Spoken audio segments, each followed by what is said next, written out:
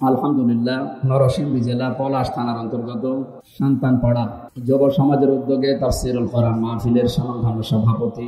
সামনে বসে আছেন সম্মানিত মুসলমান ভাই, পর্দার আড়ালের মা এবং বোনেরা, প্রাণপ্রিয় নরসিংদীবাসী। আল্লাহর দরবারে শুকরিয়া জানাচ্ছি, যিনি আমাদেরকে একটা জগদ্দল পাথর বুকের উপর থেকে সরিয়ে দিয়েছেন। খালাকাল ইনসান আল্লামাহুল বায়ান। আল্লাহ বলেন, আমি মানুষ বানিয়েছি আর মানুষকে কথা বলা আমি শিখিয়েছি। এই যে কথা বলা হয়, এক একটা কথা তৈরি হতে 27টা ধাক্কা লাগে এই কণ্ঠের ভেতরে। বিজ্ঞান এখন দেখাচ্ছে 27টা স্তর পার করে একটা কথা তৈরি হয়। এই আল্লামাহুল বায়ানের ভেতরে আছে। এতগুলো ধাক্কা লাগার পরে একটা কথা তৈরি হচ্ছে, আপনি টের পাচ্ছেন? এই কথা বলা যারা বন্ধ করে রেখেছিল, বাকশক্তি রুদ্ধ করে রেখেছিল, আল্লাহ সেই বিশাল পাথর থেকে আমাদেরকে বাঁচিয়েছেন। অন্তত কিচ্ছু না পাই, কথা তো বলতে পারি। প্রশ্ন আসতে পারে, এর আগেও তো কথা বলতেন না, কি কথা বলতেন? আমাদের কণ্ঠনালী চেপে ধরা হয়েছিল। 1500 বছর আগে একটা যুগ ছিল, আইএমএ জাহিলিয়াতের যুগ। আল্লাহ বলেন, আল্লাযী আনকাদা যাহরাক, হে নবী, আমি কি আপনার পিঠ থেকে এই বোঝা নামিয়ে দেইনি? যে বোঝা আপনার পিঠকে বাঁকা করে রেখেছিল, ওটা ছিল আইএমএ জাহিলিয়াতের বোঝা বা পাথর। 2024 সালের 5 আগস্টে আল্লাহ আমাদের উপর থেকে আমি জাহিলিয়াতের পাথর নামিয়ে দিয়েছেন। শব্দ দুইটাই পাশাপাশি, আইএমএ আর আমি, কাজ করবো প্রায় একই। আপনি ইতিহাস পড়েন, আইএমএ জাহিলিয়াতের অন্ধকার যে যুগের বর্ণনা আমরা পাই, ওখানে আবু সেহেলের আমি কাজকর্ম পেয়েছি 14টা। আর এই যে জাহিলি যুগ গেল 15.5 বছর, এই আমি জাহিলিয়াতের কাজ ছিল 15টা, এরা এক কাঠি বেশি। ওই জামানায় আমি এমন খবর পাইনি ইতিহাস পড়ে যে বাড়ি থেকে একটা মানুষ বের হয়ে গেল যে আর ফিরে আসবে না, এরকম আমি পাইনি। আপনি যদি কোনো ইতিহাস পান আমাকে বলেন। আমি বিশ্ববিদ্যালয় পর্যন্ত শেষ করেছি, যত ইতিহাস পড়েছি কোনোদিন পাইনি যে জাহিলি যুগে কেউ বাড়ি থেকে বের হয়ে গেলেও আর ফিরে আসবে না, এরকম ভয় তার পরিবারে ছিল না, ফিরে আসবে। কিন্তু বাংলাদেশে 15.5 বছরে এ সংস্কৃতি আমরা দেখলাম। চাচা এরশাদ বলেছিল না যে ঘরে থাকলে খুন, বাইরে থাকলে গুম। একটা লোক যদি সত্যিই বাড়ি থেকে বের হয়ে যায়, ও যে ফিরে আসবে গ্যারান্টি কিন্তু ছিল না। হয় গুম হয়ে যাবে, নাই খুন হয়ে যাবে, নাই আয়না ঘরে যাবে। এইরকম একটা অবস্থায় আমরা ছিলাম। আল্লাহ রাব্বুল আলামিন যে আমাদেরকে বাঁচিয়েছেন, খুশি হয়ে বলেন আলহামদুলিল্লাহ। জালেমরা চলে যাওয়ার পরেও কিন্তু এখনো পর্যন্ত ষড়যন্ত্র থেমে নেই। আপনি বলছিলেন না, বাস্তবে এইটাই। এদের কারণে এই 54 বছর আমরা এখনো পর্যন্ত পেছনে পড়ে আছি। সারা বিশ্বের মানুষকে এই নিকৃষ্ট প্রতিবেশী যারা আমাদের, এদের প্রতিবেশী বলতেও আমাদের ঘৃণা হয়। বাংলা শব্দ তো উচ্চারণ করা ঠিক না, নাই আমি করতাম। এদের মতো কোলাঙ্গার পৃথিবীতে আছে বলে আমার আর জানা নেই। বহু দেশ আমি ঘুরেছি দুনিয়ায়, এই ছোট বয়সে জীবনে বহু দেশে। আমি একটা বড় কোম্পানিতে থাকি, আকিস গ্রুপ। সারা বিশ্বের বহু দেশে তাদের ব্যবসা আছে। এই খাতিরে মালিকের সাথে আমি বহু দেশে গেছি, কিন্তু না, এরকম নিকৃষ্ট জাতি আমি আর পাইনি। এরা এত মিথ্যা কথা বলে। সারা দুনিয়ার মানুষকে শোনাতো এতদিন যে বাংলাদেশে সংখ্যালঘু নির্যাতন হয়, এখনো পর্যন্ত মিথ্যা ছড়াচ্ছে। অথচ আগস্টের 5 তারিখের পর থেকে এই মানুষগুলো ওই মন্দির পাহারা দিয়েছে, হিন্দুদের বাড়ি ঘর পাহারা দিয়েছে। আপনি আজকে একটা কলকাতার লাইভ দেখছিলাম, বাড়ি বাংলাদেশের মাগুরা জেলায় চিকিৎসার জন্য গেছে। ওকে সাংবাদিক জিজ্ঞাসা করছে, সাংবাদিক মানে ওই মলম সাংবাদিকের মতো, ওটা আর এক কুলাঙ্গা। ওরা মানুষ বললে আমার মনে হয় মানুষ নামের কলঙ্ক হবে। সাংবাদিকদের পরিচয় নিয়ে ও লোকটা যা মিথ্যা কথা বলে, আমার মনে হয় একেবারে পা থেকে মাথা পর্যন্ত যদি বাংলাদেশের পুলিশ দিয়ে পিটাতে পারতেন। বলছে চট্টগ্রাম নিয়ে নেবে, ওইটা নিলে নাকি ওদের ব্যবসা বাণিজ্য খুব সহজই হবে। আরে দাদা, আপনি কি যৌতুক নেবেন? আর মেয়ে তো পালিয়ে গেছি, যৌতুক কিসের? পালানো মেয়ের আবার যৌতুক কিসের? ও বিয়ে তো আমরা মানি না। এতদিন খালি মিথ্যা ছড়িয়েছেন যে স্বামী স্ত্রীর সম্পর্ক, ও বিয়ে আমরা মানি। কারণ যার সাথে গেছে ও তো ফুল হাতা, আর আমরা কি হাফ হাতা। আপনি টের পাচ্ছেন না নাকি আপনাকে দেখানো লাগবে?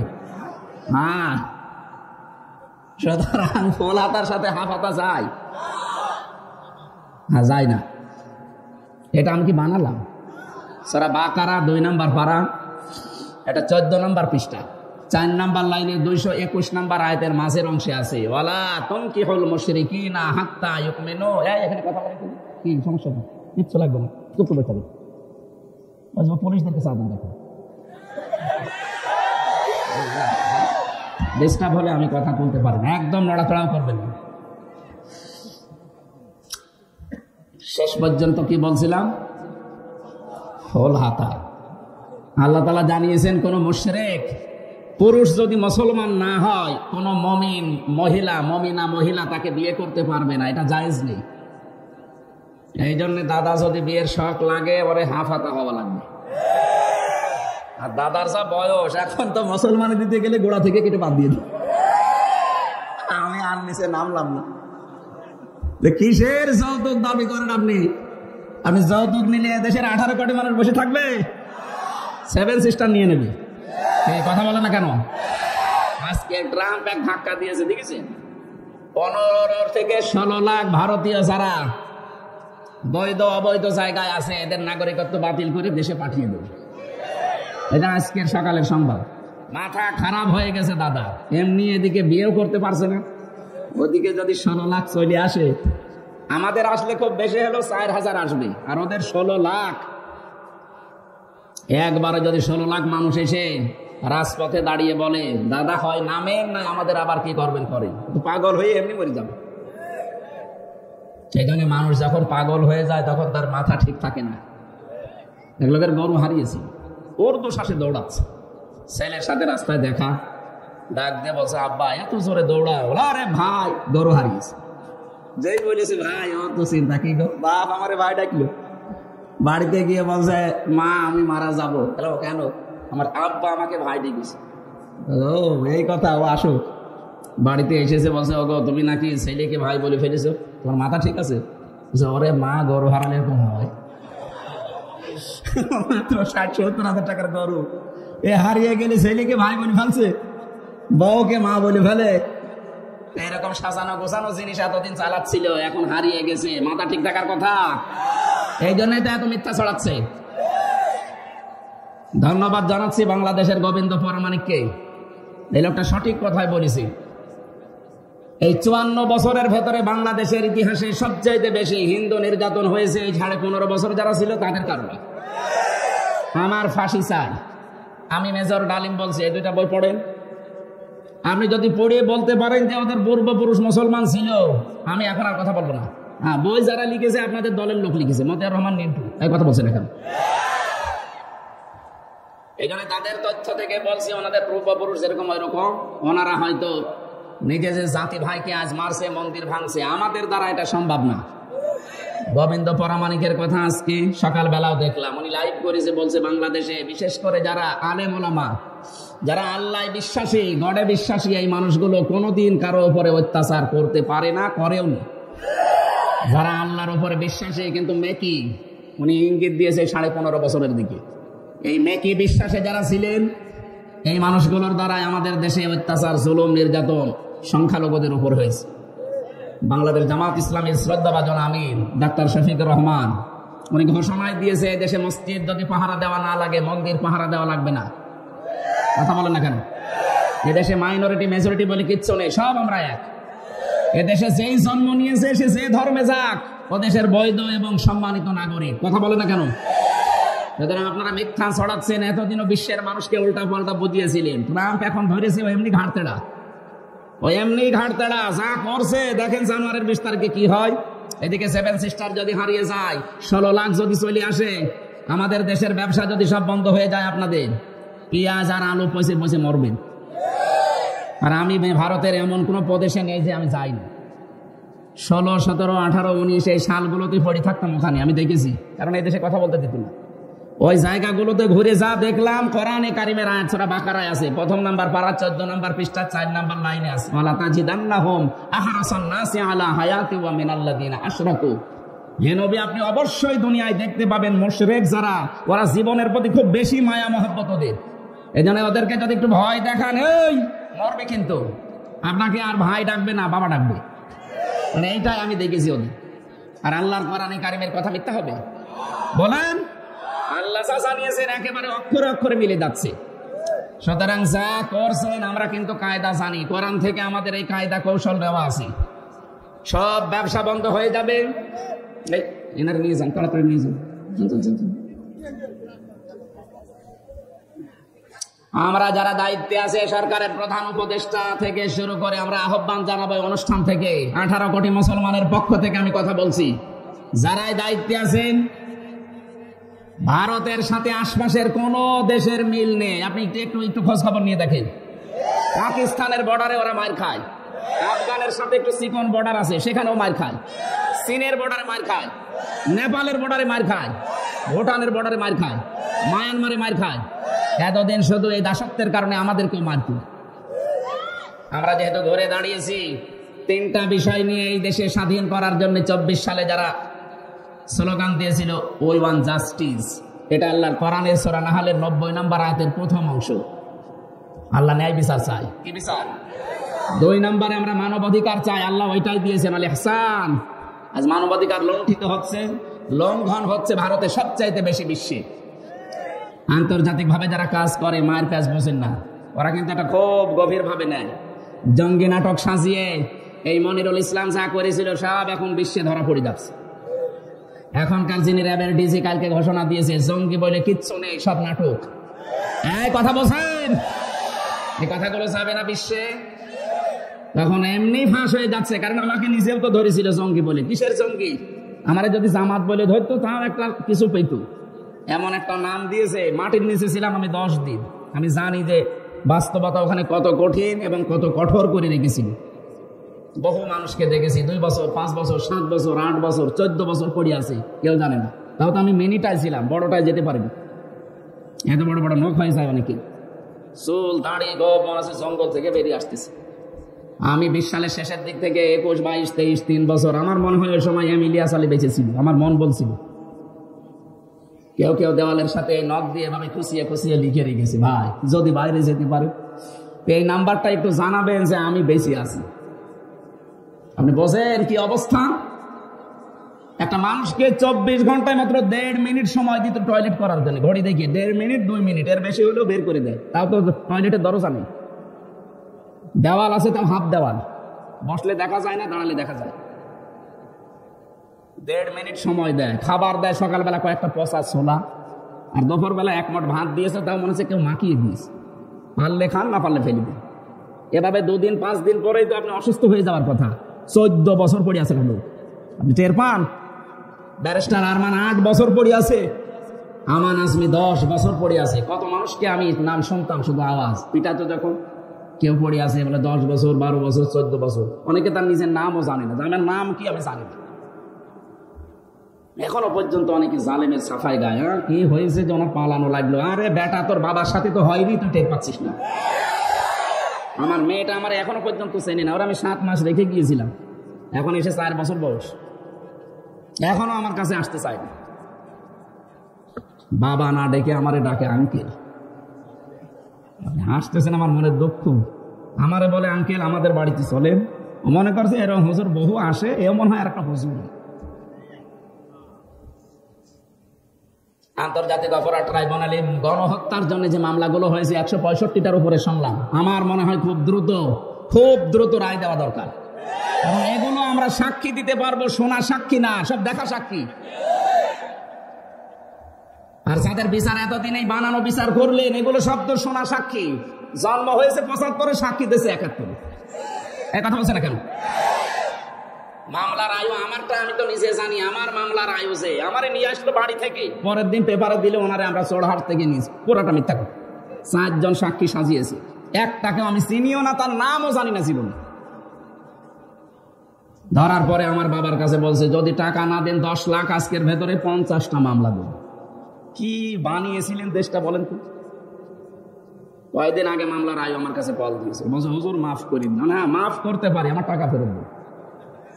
আমার প্রায় 30 থেকে 32 লাখ টাকা নিয়েছেন ওনারা সবাই মিলে, এই টাকাগুলো ফেরত দেওয়া লাগবে।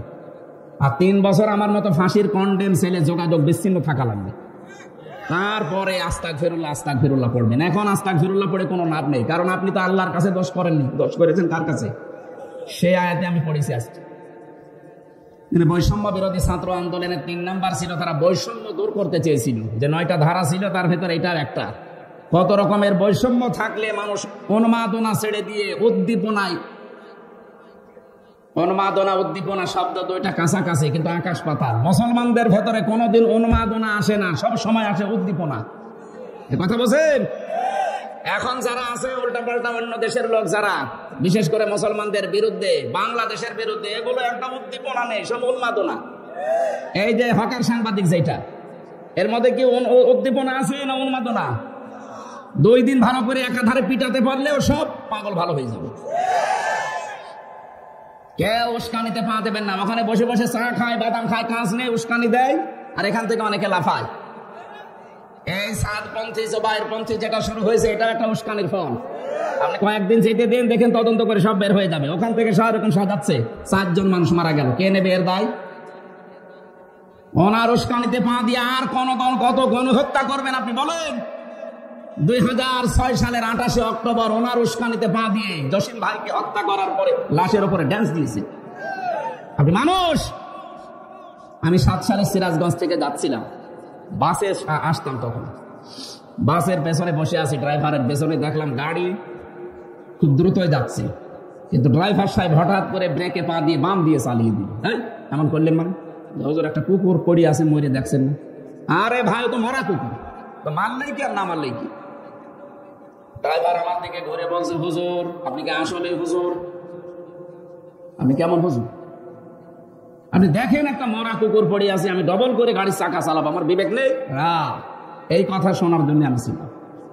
একটা মরা জিনিস, তাও নিকৃষ্ট কুকুর, এটার উপরে আপনি ডবল করে গাড়ি চালাতে পারেন, আপনার বিবেকে বাধা দেয়।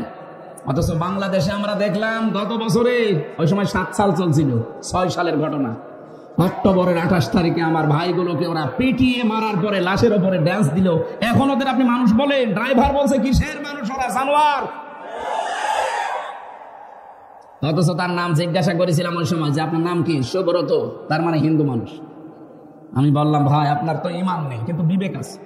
বিবেকের কারণে একটা মরা কুকুর আপনি আর মারতে পারলেন না। আরে মানুষগুলোর বিবেক পুরা মরে গিয়েছিল। কোন বড়ি মহিলা একটা ঘোষণা দিল, সারা দেশ থেকে লজিময়টা নিয়ে আসো, আর আপনারা চলে গেলেন। এখন নেন, সে ঠেলা সামলান।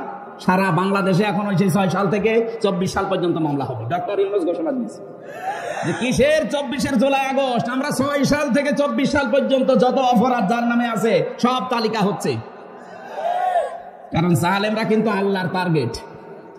আল্লাহ পাক হয়তো যারা দায়িত্বে থাকে তাদেরকে দিয়ে এদেরকে শাস্তি দেবেন, এইটাই আসল শাস্তির মালিক আল্লাহ। ইন্নামাস সাবিলু আলাল্লাযিনা ইয়াজলিমুনান নাস, সূরা শূরা 25 নম্বর পারা 6 নম্বর পৃষ্ঠা 13 নম্বর লাইনের 42 নম্বর আয়াতের প্রথম অংশে আছে। যত তাফসীর আছে বাংলাদেশে সব মুফাসসির আয়াতে সামারাইজ এইটাই দিয়েছেন। আল্লাহ রাব্বুল আলামিন বলেন, আমি নিজে মামলা দায়ের করব যারা মানুষ হয়ে মানুষের উপরে জুলুম করেছে। আল্লাহ কিন্তু ইয়াজলিমুনাল মুসলিমুনা দেয়নি, দিয়েছে কি আছে? ইয়াজলিমুনান নাস। এই হিন্দু কি মানুষ না? এই কথা বলে না কেন? হিন্দু যদি মানুষ হয় তাহলে বিশ্বজিৎকে মারলেন কেন? সে তো বারবার বলছিল, ভাই কিসের জামাত ইসলাম, কিসের শিবির, আমি তো মুসলমানই না। আপনার যদি বিশ্বাস না হয় আমার কাপড় খুলে দেখেন যে অবস্থা কি। তারপরও আপনি মানেন নাই। ওকে যারা কুপিয়েছিল তারা আমার সাথে জেলে ছিল। শাওন 30 বছর এখন জেল। কি দল তো আর খবর নিচ্ছে না? যার কথা মতো এই কাজ করেছিলেন কোথায় সে মহারথী, কেউ আর খোঁজ নেয় না। এখন ঝাড়ু দিয়ে বেড়ায়। 1-2 বছর না, 30 বছর জেল খাটা লাগবে। এই জন্য কারো উস্কানিতে পা দিয়ে নিজের জীবনটা নষ্ট করেন না। ওই যে গোপালগঞ্জে একবার উস্কানিতে পা দিয়ে নেমেছিল, এমন পিটানো পিটিয়েছে পেছনে লাল হয়ে গেছে। ওই সময় দেখতাম গোপালগঞ্জ থেকে কেউ যদি ঢাকায় আসবে, বসে আসলে 300 টাকা, দাঁড়িয়ে আসলে 1000 টাকা। আপনি দাঁড়ান, বসবেন কি করে? পেছনে তো বসার মতো কায়দা রাখেনি। আমার মনে হয় এরকম আর একবার দেওয়া দরকার। উস্কানিতে যেই পা দেবে তারে এমন ভাবে লাল করা দরকার ও যেন অন্তত বসতে না পারে। দেশটা শান্ত হয়ে যাচ্ছে। ওয়ালা তুফসিদু ফিল আরদি বাদা ইসলাহিহা, পৃথিবী শান্ত হয়ে যাওয়ার পরে যারা অশান্ত করার চেষ্টা করে এরা আল্লাহর মামলার আসামি। সুতরাং আপনি আমির হামজার মামলার আসামি না হলেও আল্লাহর মামলার আসামি হয়ে যাচ্ছেন। দুনিয়াতে আপনার শাস্তি তো মাস্ট বি হবে, কারণ জালেমকে আল্লাহ নিজে হেদায়েত দেয় না, দেখছে না, দেবেও না। ইয়াহদিল কওমাজ জালিমিন, ইয়াহদি মুজারি, বর্তমান, ভবিষ্যৎ, প্রেজেন্ট, ফিউচার। জালেমের কোনো হেদায়েত নেই। কি কথা বুঝতেছেন? আল্লাহ যেন আমাদেরকে উস্কানিতে কারো পা দিয়ে তারা যা করেছে তাদের হিসাবে এখন তারা ঠিক করতে পারছে না। ভারতে কি অবস্থা আছে আজকের পেপার দেখেন। ভারতে যে অবস্থায় উনি এখনো পর্যন্ত আছে, বারবার বলছে দরকার হয় বাংলাদেশে যে মরণ পর্যন্ত জেলে থাকবো, তাও এই অঘোষিত জেলে আর থাকা যায় না। আপনি তার উস্কানিতে পা দেবেন। আবার কি করেছে আপনার জন্য না বলি চলে গেল। যারা আত্মীয়তার সম্পর্ক ঠিক রাখে না, রক্তের সম্পর্ক, আত্মীয়তার সম্পর্ক যারা ভঙ্গ করে, ঠিক রাখে না, যারা মানুষের উপরে বোঝা চাপিয়ে দেয়, বোঝা হালকা করে না, তাদের ভেতরে আল্লাহ একটা ভয় তৈরি করে দেয়। নবীজি যখন নবুয়ত পেয়ে আসলেন, খাদিজাতুল কুবরা এটা বলেছিলেন, হে নবী আপনি ভয় পান কেন? ইন্নাকা লা তাসিলুর রাহিমা, আপনি তো রক্তের সম্পর্ক ঠিক রাখেন। তাহমিলুল কাল্লা, মানুষের বোঝা আপনি বহন করেন, হালকা করে দেন। যারা মানুষের বোঝা হালকা করে, মানুষের সাথে রক্তের সম্পর্কগুলো ঠিক রাখে, তাদের কোনো ভয় নেই। আপনি কি ভয় পেয়ে চলে গেলেন আমরা তো বুঝি না। অবশ্যই আপনি হাদিসের এই কথাগুলো মানেননি, আপনি রক্তের সম্পর্কগুলো ঠিক রাখেননি। কথা বলেন না কেন? এদেশে আমরা কত মানুষ আপনাকে আপা বলে ডাকতাম, কেউ কন্যা বলে ডাকতো, কেউ ভাবি বলে ডাকতো। সে যা যাই বলতাম, আমরা তো যে কোনো একটা সূত্র নিয়েই বলতাম, কাউকে তো বললেন না। এখন আপনার এই দেবরগুলো, এই সন্তানগুলো সব এতিম হয়ে আছে। ওই এতিম বের হলেই মার খায়। আপনি যেহেতু রক্তের সম্পর্ক, আত্মীয়তার সম্পর্কগুলো ঠিক রাখলেন না, এই জন্য আল্লাহ আপনার ভেতরে ভয় ঢুকিয়ে দিয়েছে। তাহমিলুল কাল্লা, কত বোঝা দিয়ে গেলেন এই দেশের মানুষকে, ঋণের বোঝা, কষ্টের বোঝা, দুঃখের বোঝা। এই যে ৭৮০ জন মানুষ এখন হাসপাতালের বেডে কাতরায়, কারো পা নেই, হাত নেই, চোখ নেই, অন্ডকোষ উড়ে গেছে। এগুলো তাদের পরিবারের কাছে একটা বোঝা না? কি কথা বলছে না কেন? এই বোঝাটা আপনি দিয়ে গেলেন। আপনি তো চলে যাবেন বাড়িতে, আগের থেকে গেলে তো এই বোঝাগুলো দেশে তৈরি হয় না। কত ঋণের বোঝা দেশে আপনি দিয়ে গেলেন বলেন তো। তা তো দক্ষ হাতে লোকটা একটু চেষ্টা করছে। এত ঋণের বোঝা এই দেশে আপনি সাহেব পাড়া বানিয়েছেন, বেগম পাড়া বানিয়েছেন। নিজের দলীয় লোকজন দিয়ে এত বেগম পাড়া, এত সাহেব পাড়া আপনার লাগে। এক একজন মানুষের ফেরিস্তি বের হচ্ছে দরবেশের মতো মানুষ, ৩৬,০০০ কোটি টাকা। দরবেশ যদি এটা করে, তাহলে ধরবেশ যারা, এতে কি করেছে? একটা মানুষ আপনি ভালো দেখান তো, যে এই মানুষের জীবনে ওদের দলে কিছু নেই, বলেন একটা মানুষের নাম বলেন। একটাও নেই। আমার নিজের চাচা তো প্রমাণ, ২১ বছরও চেয়ারম্যানই করেছে, জোর করি যেভাবে। এই যে নির্বাচনের নামে যে প্রহসন গেল, আমি স্পষ্ট বলছি ২০০৮ থেকে ২৪ পর্যন্ত যারা নির্বাচনের নামে প্রহসন করে, কেউ এমপি, কেউ মন্ত্রী, কেউ উপজেলা চেয়ারম্যান, কেউ মেয়র হয়েছে, কোনোদিন আপনি পোস্টারে লিখতে পারবেন না যে সাবেক এমপি, কারণ আপনাকে আমি ভোট দেইনি। এই কথা বলে না কেন? আমি নিজে তো সাক্ষী। আমার ৩৩ বছর বয়স, ৩৩ বছর বয়স আমার এখন। 18 সাল থেকে ভোট আরম্ভ করলে 3 বার ভোট দিতে পারি, আমি একবারও পারিনি। কি কথা বলে না কেন? আপনি একবারে 154 জন ঘোষণা দিয়ে দিলেন, দিনের ভোট রাতে করে ফেললেন। দিনের ভোট যে রাতে হয়েছে এ কি আমি বানিয়ে বলছি? আমার সাথে এক ওসি ছিল জেলখানে। এই লোকটা একদিন আমার ফাঁসির কন্ডেম ছেলে এসে বলছে, হুজুর আমার তাওবা হয়েছে কিনা দেখেন তো। কি তওবা করলে?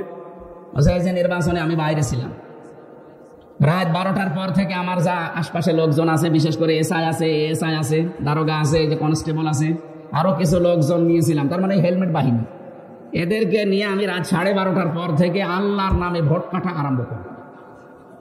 এই দেখেন কোরআন শরীফ আমার সামনে, এইভাবে বলছি, রাত 12:30টার পর থেকে আল্লাহর নামে আমি ভোট কাটলাম ফজরের আজান পর্যন্ত। বাক্সগুলো সব ঠিক মতো জায়গা মতো জমা দিয়ে দিলাম, গোসল করলাম, ওযু করার পরে 2 রাকাত নামাজ পড়লাম, নফল নামাজ। এরপরে বললাম আস্তাগফিরুল্লাহ। আমার এই তাওবা কি হয়েছে? কিসের তাওবা? আপনি কি আল্লাহর কাছে দোষ করেছেন যে আস্তাগফিরুল্লাহ পড়ছেন? দোষ করেছেন হামজার কাছে। কি কথা বলেন না কেন? একটা এমপি বানাতে হলে 3.5 থেকে 4 লাখ হামজা লাগে, আর হামজার বউ লাগে। আর আপনি সব হামজার বোর ভোট একা একা দিয়ে দিলেন, আর এখন বলছেন আস্তাগফিরুল্লাহ। আপনি আগে এই 3.5 লাখ 4 লাখ হামজার বোর কাছে যাবেন, যে তাদের কাছে বলবেন যে ভুল হয়ে গেছে, কারণ তাওবা হচ্ছে ওইটা, অপরাধ যেখানে স্বীকার করবেন সেখানে। এদেশে বহু মানুষ আছে, মানুষের জমি জায়গা আত্মসাৎ করে, উল্টা পাল্টা করে, কাবা শরীফে যে গিলাপ ধরে বলে আস্তাগফিরুল্লাহ। আরে ভাই, আপনি টাকা মারেন কনে আর ক্ষমা চান কনে? টাকা মারে বাংলাদেশে, ক্ষমা চায় কাবা করে, পরে পিটারও দরকার না।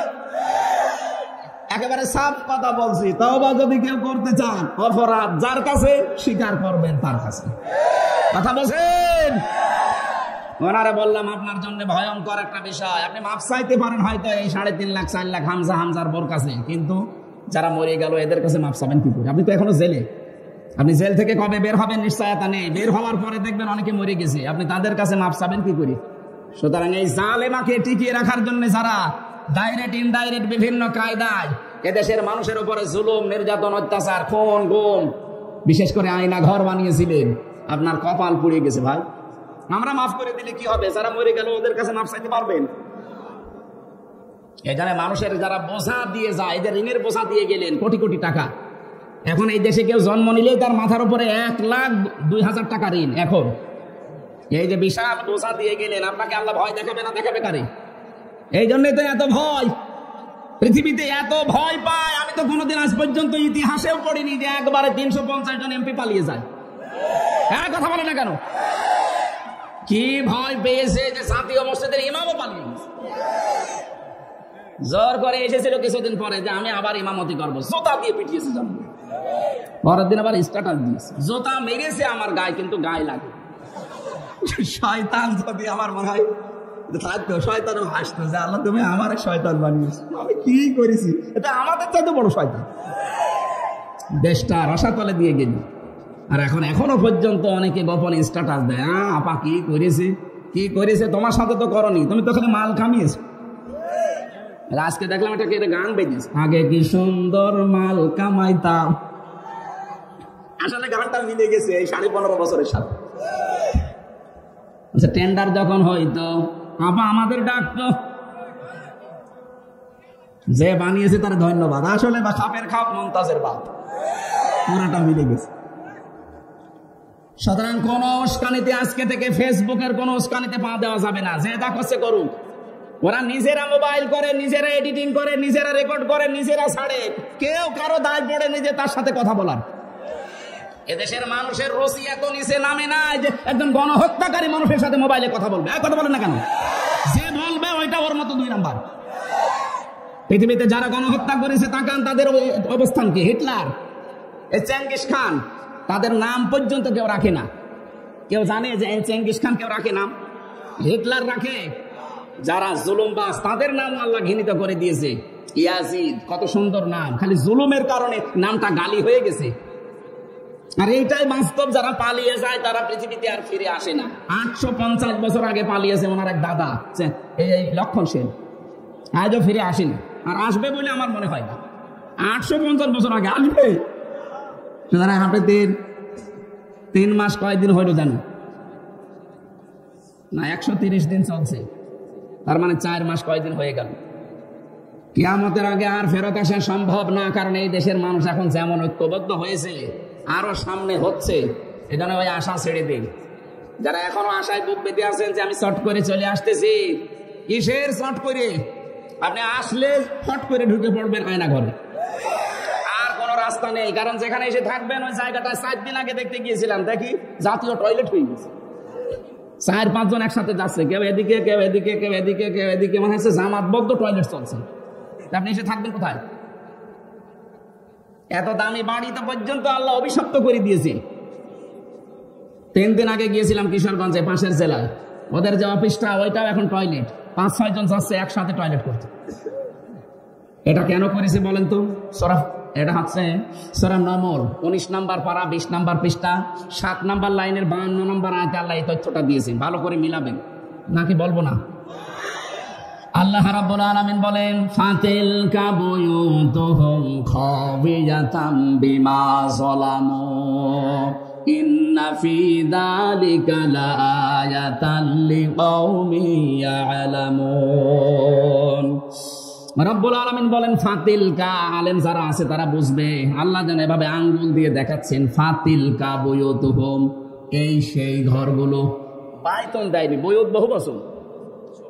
এই সেই ঘরগুলো খাবিয়াতান, আমি জনশূন্য করে দিয়েছি, আমি পরিত্যক্ত বানিয়ে দিয়েছি। এখানে ফাইলকে আরো জোরে বলেন।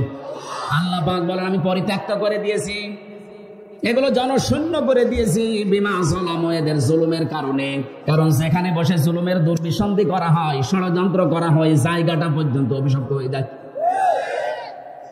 এটা লূত নবী আলাইহিস সালামের জামানার কাহিনী আল্লাহ শোনাচ্ছেন। আল্লাহ পাক জানেন 2024 সালের 5 আগস্টের বিকাল 5টার সময় আয়াতটা আরেকবার নাজিল করেছে। এটার বাস্তব প্রমাণ আমার কুষ্টিয়ার হানিফের বাড়ি। আপনি যান, কুষ্টিয়ার হানিফ সাহেবের বাড়ি এখন জাতীয় টয়লেট হয়ে গেছে। বিকাল 5টা বাজতে বাজতে ওই দিন আমি দেখলাম একটা ইট পর্যন্ত মানুষ রাখে নাই, পায়খানার প্যান পর্যন্ত খুলে দিয়ে চলে গেছে। বাড়িটা এখন পরিত্যক্ত, মানুষজন ওই রাস্তা দিয়ে যায়, যার পোশাক পায়খানার চাপ দেয় ওখানে যে কাজ সারে। একটা কারণ আছে, কারণ নেই? আমি আমার জীবন থেকে বলছি কারণটা। হজে যাওয়ার পরে 16 সালে তাওয়াফ করছিলাম, ভালোই লাগছে। 7 চক্কর দেওয়ার পরে দেখি আমার পেটে ব্যথা। ধরতে করতে উপরে গেলাম, দেখি এক পুলিশ, ডাক দিলাম, ইয়া খে তাল, এদিকে আসেন। কি? এতক্ষণ তো আমার ভালোই লাগছিল, হঠাৎ আমার পেটে ব্যথা করছে। এখানে কোনো ঔষধের দোকান আছে, ফার্মেসি? পুলিশ আমার দিকে তাকিয়ে বলছে, ইয়া হাজিউল হজ্জা তাই না বিলা দোকা। হাজি দেশ কোথায়? যে তুমি বাংলাদেশ। বাংলাদেশ থেকে এসেছি। আমারে বলছে হাজি পেটে ব্যথা, কেন আপনি টের পাচ্ছেন না? না তো। এটা কোন জায়গা জানেন? না। আবু জহেলের বাড়ি। আপনি এখনো পায়খানা না করে দাঁড়িয়ে আছেন, তাড়াতাড়ি করেন। পায়খানা করে দেখি আমার পেটের ব্যথা ভালো হয়ে গেছে। তার মানে আল্লাহ যেন আমাকে বোঝাতে চাচ্ছে, হামজা এত টাকা খরচ করে 6,500 কিলোমিটার দূর থেকে আসলে আরো শয়তানের বাড়ি পায়খানা না করে চলে যাবা, তাড়াতাড়ি করো। আমার তো মনে হচ্ছে ঠিক আল্লাহ যেন 2024-এর 5 আগস্টের পর থেকে জালেমদের সারা দেশেই তো আমি ঘুরছি। 630টা থানা আছে দেশে, প্রায় কম বেশি সব থানায় আমি এই 5 মাসে গিয়েছি। যেখানেই যাই দেখি জালেমদের বাড়ি ঘর সব পরিত্যক্ত হয়ে গেছে। আল্লাহ বলেন বিমা যালামু, এদের জুলুমের কারণে এগুলো করেছি। এখন তোমাদের জন্য শিক্ষা কি? ইন্না ফি যালিকা লাআয়াতান। এই ছেলে,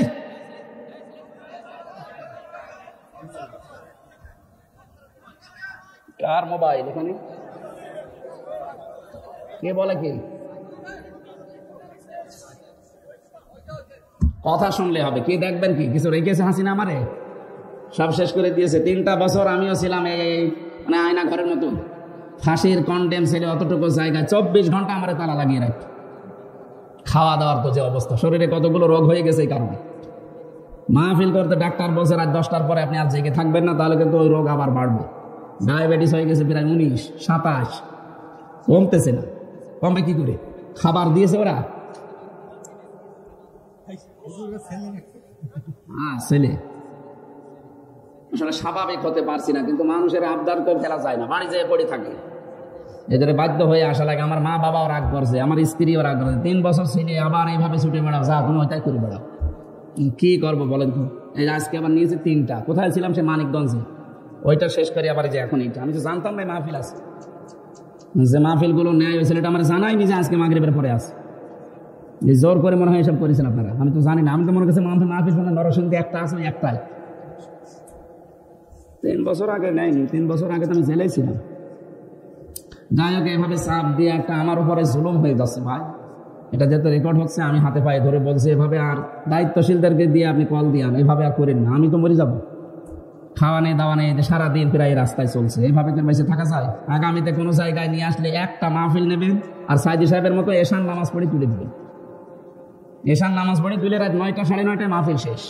এই সিস্টেম যারা করবে তাদের কাছে আসবো। তাছাড়া আমার এত এই গণহারে এভাবে আমি আর পারছি না, আর দরকারও নেই। 12টা, 1টা, 2টা বাজবে। আমি ঘুমাবো কখন? তাহাজ্জুদ পড়বো কখন? সকালে ফজর নামাজ পড়বো। আর শরীর টিকবে? সেদিন এই রংপুরে যে পড়ে গিয়েছিলাম স্টেজ থেকে, 12 দিন ছিলাম হাসপাতালে। এই সাইডটা প্রায় অকেজ হয়ে গেছে, এখন আস্তে আস্তে স্বাভাবিক হচ্ছে ঔষধের কারণে, আল্লাহর দয়া। আবার যদি এরকম রাত জাগি দেখা যাচ্ছে আবার পড়ে যাবে। যারা তাফসীর মাহফিলে এইভাবে করে আবেগে নিয়ে যে গরু দিয়ে চাষ করে খাবেন, গরু সেটা মরে যায় নাকি? আমি তো গরু নাকি না, আপনারা তো আমার গরু বানিয়ে দিছে। চাষ করে খাবেন তো অন্তত আমার বাঁচিয়ে রাখেন। এক জেলায় বা 2-3 জেলা, 2-3 উপজেলা মিলে একটা একটা করে আসবো সামনে। তাফসীর যেভাবে 2-3 দিন রাফি তার সাইড সাহেব করতো না, ওইভাবে আরম্ভ করবো। তাছাড়া বোঝানো যায় না কথাগুলো, এই খাবলা খাবলা কথা বলে মানুষ বোঝে না। তাফসীর আকারে কথা বললে জ্ঞান বাড়বে আমাদের ইনশাআল্লাহ। আমরা যে কথা বলতেছিলাম যে লামে আল্লাহ তাকিদ দিয়েছেন, আমি আলেমদেরকে বলছি, এখানে আলেম ছিল না একজন, এখানে লামে তাকিদ দেওয়ার কারণ কি? আমি 27টা কারণ পেয়েছি। আধুনিক যে তাফসীর গুলো বের হচ্ছে, পড়াশোনা করবেন। সূরা নমল কত নাম্বার আয়াত বলেছিলাম? 52। আরে ভাই এখনই খেয়ে ফেলেছি, বাড়ি যাওয়ার সময় তো সব খেয়ে ফেলবো, একটু মনে রাখেন। সূরা নমল 19 নাম্বার পারা, 20 নাম্বার পৃষ্ঠা, 7 নাম্বার লাইনে 52 নাম্বার আয়াত। আল্লাহ শেষের দিকে একটা আমাদেরকে দিয়েছেন যে ইন্না ফি যালিকা লাআয়াতাল লিকাউমিন ইয়ালামুন, অবশ্যই এর ভেতরে শিক্ষা আছে। 2024 সালের 5 আগস্টে যে ঘটনা ঘটে গেল, জালেমদের একটা বাড়িও আর নেই, সব ওজাড় গৃহ হয়ে গেছে, সব জনশূন্য, সব পরিত্যক্ত। এর ভেতরে শিক্ষা তোদের জন্য এই, আগামীতে যারা ক্ষমতায় আসবে এরাও যদি জনগণের উপরে জুলুম করে, তাদেরও কিন্তু বাড়ি ঘর ওজাড় গৃহ হয়ে যাবে। এইটা সামনে রেখে কাজ করবেন। অনেকে তো এখনো থালা হাতে পায়নি, তাই শুরু করে দিয়েছে। হ্যাঁ কথা বলছেন, কোন কারণে আপনি এগুলো আরম্ভ করলেন? বারবার তারেক জিয়া সেখান থেকে মাইনাস করছে। কি শুরু করেছিস? আমার সাথে 3টা বছর ছিল তারেক জিয়া সাহেবের বন্ধু আর পিএস, 3 বছর। নুরুদ্দিন অপু ভাই আর গিয়াসউদ্দিন মামুন ভাই পাগল হয়ে যাচ্ছে তারা, দেশ নিয়ে যে ষড়যন্ত্র চলছে। আর কিছু মানুষ আছে শুরু করে দিয়ে চাঁদাবাজি, মনে হচ্ছে বাবার দেশ পেয়েছে। জালেমদের যে পরিণত হয়েছে তার সাথে খারাপ হবে আপনার। এই জন্য দলের নাম ভাঙিয়ে উল্টা পাল্টা করবেন, শেষে একেবারে জীবনের মতো বহিষ্কার হয়ে যাবে, ভিক্ষা করেও খেতে পারবেন না। কিসের চাঁদাবাজি করেন আপনি? আমিরে জামাত ডক্টর শফিকুর রহমান অলরেডি ঘোষণা দিয়েছেন, যদি ইসলাম এই দেশে সত্যি আল্লাহ এনে দেয়, এ দেশের সবচাইতে বড় অপরাধ চাঁদাবাজি আর দুর্নীতি। এইটা বন্ধ হবে। আপনি তো টের পাচ্ছেন না, গ্রামে বাস করে, শহরে যান, বড় বড় ঘাটগুলো, বড় বড় মাঠগুলো, বড় বড় হাটগুলো, কি চাঁদাবাজি চলছে আল্লাহর নাম নিয়ে। ওই অসের মতো আল্লাহর নাম নিয়ে শুরু করিস। সুতরাং যারা এগুলো করছেন আপনারা থামবেন, নাই তো কিন্তু এই জালেমদের চাইতে আপনার বাড়ি ঘর আবার দেখা যাচ্ছে যে মানুষ জাতীয় টয়লেট না ইন্টারন্যাশনাল টয়লেট বানিয়ে দিয়েছে। আশা করছি এই লামের গুরুত্ব বুঝবেন। আল্লাহ লাম দিয়েছেন কয় কারণে বললাম? 27টা কারণ আছে। তাফসীর পড়েন, দেখবেন আপনার মাথা ঘুরে যাবে। ইন্না ফি যালিকা লাআয়াতাল লিকাউমিন ইয়ালামুন, যদি জ্ঞানী হয়ে থাকেন তাহলে শিক্ষা আছে। আজকে আমরা তেলাওয়াতকৃত যে আয়াত ছিল সূরা ফুরকান ৭০ নম্বর আয়াত। আমার আলোচনার বিষয় আজকে হচ্ছে তাওবা। কি আল্লাহ বলেন, বাড়ি থেকে যারা বের হয়ে এসেছে নরসিংদী, ইল্লা মান তাবা, তাদের নিয়ত ছিল আল্লাহ আমি আর যাই করেছি জীবনে আজকে তওবা করে ভালো হয়ে যাব। এই নিয়ত নেই আমাদের? এক কথা বলেন না কেন? এই নিয়ত যাদের আছে যে আল্লাহ আমি আজকে তওবা করে ভালো হয়ে যাব। এখন তওবা কি?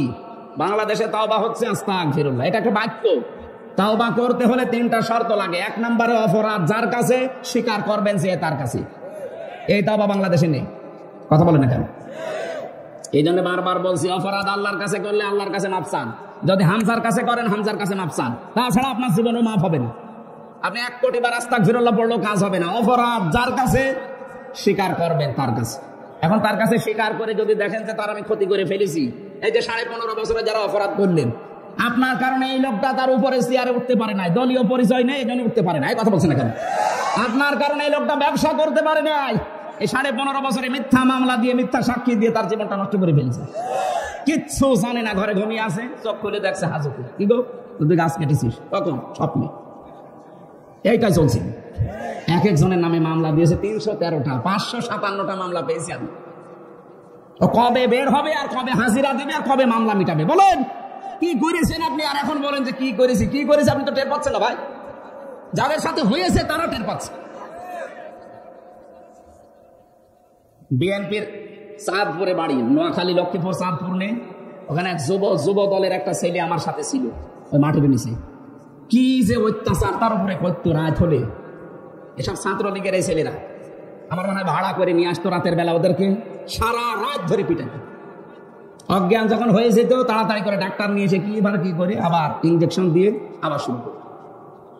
মাঝে মাঝে রাতের বেলা এসে বলতো অমুক রেডি হ, তোর সময় শেষ। তার মানে ক্রস ফায়ার দেবে। সারা রাত ধরে গাড়িতে, সারা দিন ধরে ঘোরাতো ঢাকায়, চোখ আর হাত মুখ বেঁধে পেছনে নিয়ে সারা রাত ঘোরাচ্ছে। শেষে রাত 10টা 11টার সময় কোথায়? এই গাজীপুরে এক জঙ্গলের ভিতরে। ওখান থেকে হাত খুলে দিয়ে বলছে তুই দৌড়া, যে দৌড়াবেন পেছন থেকে গুলি করে বলবে ক্রস ফায়ারে মরে গেছে। এই ছিল নাটক বাংলাদেশে। আপনি এইটা করে এখন বলছেন আস্তাগফিরুল্লাহ। আরে ভাই, আপনি অপরাধ করেছেন যার কাছে, যার ছেলেটা হারিয়ে দিলেন, যার মেয়েটা হারালেন, যার বাবাকে হারিয়ে দিলেন, আগে তার কাছে যান। যে বলেন যে তোদের ক্ষতি হয়ে গেছে আমার দ্বারা, এই ক্ষতিপূরণ আমি দিতে রাজি আছি। টাকা তো মাল কম কামাননি, আগে টাকাগুলো ফেরত দিন। এই কথা বলছেন এখন। গত 8-9 দিন আগে এই বগুড়া থানায় এক ওসি ছিল। এই ওসি আমার মাহফিলে বাধা দিয়ে আমার তাড়া দিয়েছিল 2 কিলোমিটার মাঠের ভেতরে, হাত পা কেটে ধানের ভেতরে। রাত 11টা-12টা বাজে তখন। মাহফিল থেকে কেবল নেমেছি আর 8-10 জন মিলে তাড়া দিয়েছে। শেষে গাড়িটা ধরে নিয়ে গেল।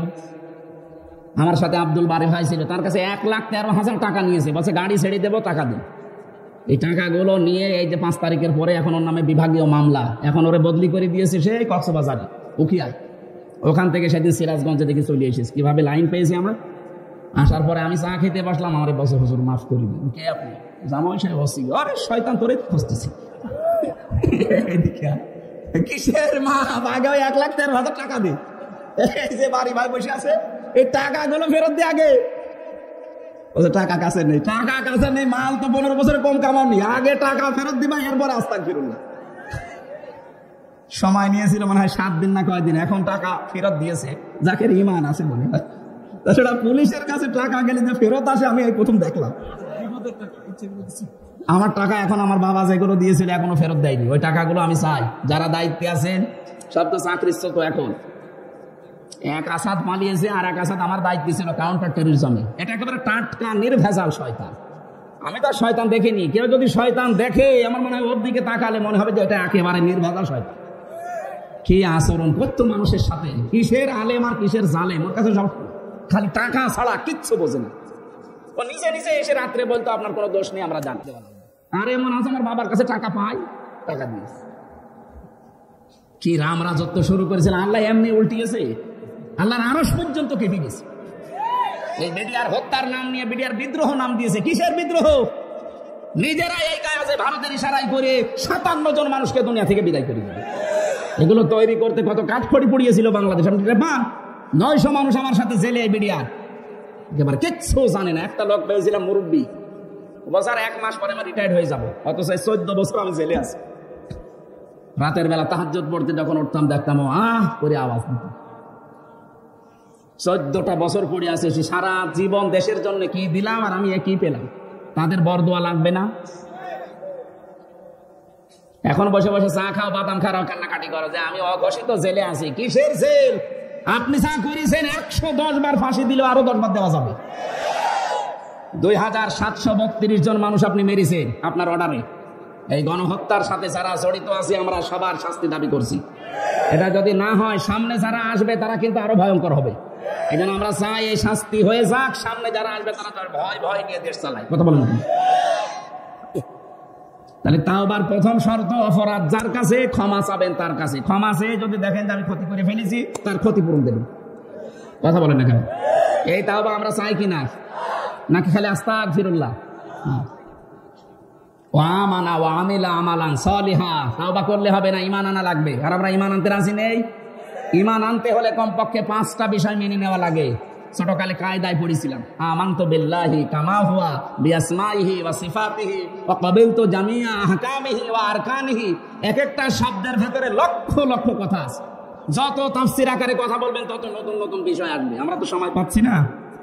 3 নম্বরে ওয়ামিলা সলিহা, ভালো ভালো কাজ করা লাগবে। ভালো কাজ কি? সলেহ মানে অনেকে মনে করে নেক কাজ। আরে নেক কাজ শুধু না, সলেহ মানে যোগ্য। আপনি যদি যোগ্যতা সম্পন্ন হতে না পারেন, আপনাকে আল্লাহ এদের সাথে তুলে দেবে না। এই জন্য আমাদের এখন সব চাইতে বড় কাজ, আমরা যোগ্যতা সম্পন্ন মানুষ হতে চাই। যে যে সেক্টরে কাজ করছেন ওই জায়গা থেকে যারা আপনি যোগ্য হতে পারেন। কথা বলেন না কেন? শুধু যোগ্য হলে হবে না, আবার সৎ হওয়া লাগবে।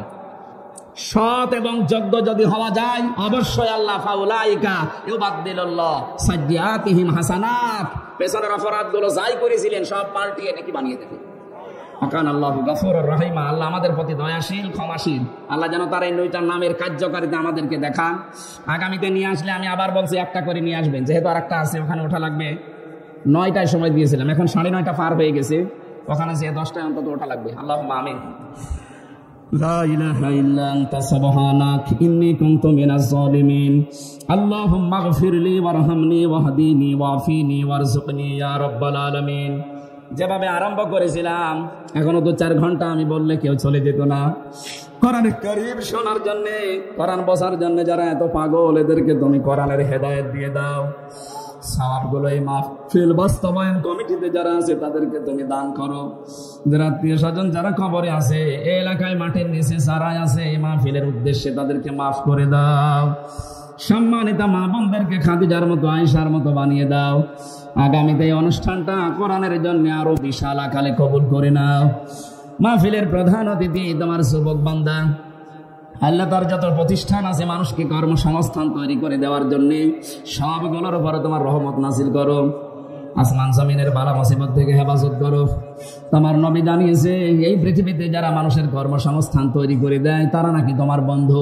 আল কাসিব হাবিবুল্লাহ, যারা কাজ করে খায় এরা তোমার বন্ধু হয়ে যায়। আল্লাহ তাআলা ইসাদ চৌধুরীর দ্বারা যতগুলো প্রতিষ্ঠান হয়ে যত মানুষ কর্মজীবনে আছে তাদেরকে তুমি কবুল করে নাও। আজকের মাহফিলের সভাপতি শ্রদ্ধাভাজন বড় ভাই জনাব উপাধ্যক্ষ আফজাল হোসাইন, আল্লাহ তাআলা তাকে কবুল করো। সহ সভাপতি আল্লাহ খান সাহেবকে মঞ্জুর করে নাও। যত মানুষ আমরা এসেছি আমাদের জায়েজ আশাগুলো পূর্ণ করে দাও। বারাকাল্লাহু লানা ওয়া লাকুম ফিল কোরআনিল আযীম। লা ইলাহা ইল্লাল্লাহু মুহাম্মাদুর রাসূলুল্লাহ।